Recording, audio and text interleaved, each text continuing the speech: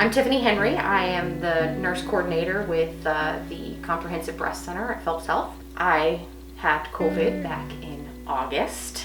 We had a small gathering for my husband's birthday, and none of us were sick, but as it turns out, a family member was sick, and so the rest of us all contracted COVID. There was less than 10 people at the gathering. I think there was about 6 of us. So my mom and my dad both ended up with COVID, and so did my grandmother. And unfortunately, she wasn't very healthy, and she did not make it. My symptoms were a little irregular. I had a lot of gastrointestinal symptoms like nausea, vomiting, diarrhea. And then the only other real symptom that I had was a complete loss of taste and smell. My husband had more respiratory type symptoms, and it kind of just, we were pretty sick the entire time.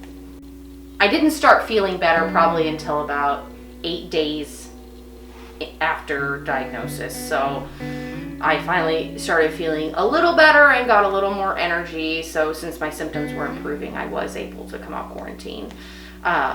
We never ran very high temperatures. I think the highest one my husband ran was like 102, and I ran like 101. But then it just was low-grade fevers after those initial fever spikes.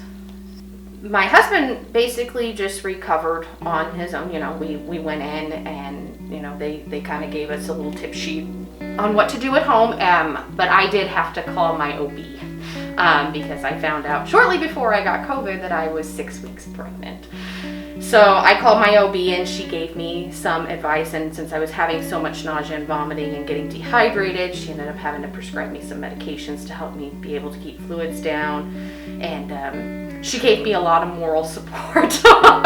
She was very good, so I do appreciate her for that. I would just recommend that if you feel sick at all, you don't attend church, you don't go to work, don't go to a small gathering, no matter how difficult it may be not to, spend that time with family, because you're not only looking out for yourself, you may be healthy and able to get through COVID without many issues, but there's individuals like my grandmother or my sister with type 1 diabetes, or my father-in-law who's had open heart surgery, who may not do well if they were to have COVID. And you have to think about others, not just your health, but everyone around you. I am planning on getting the COVID vaccine.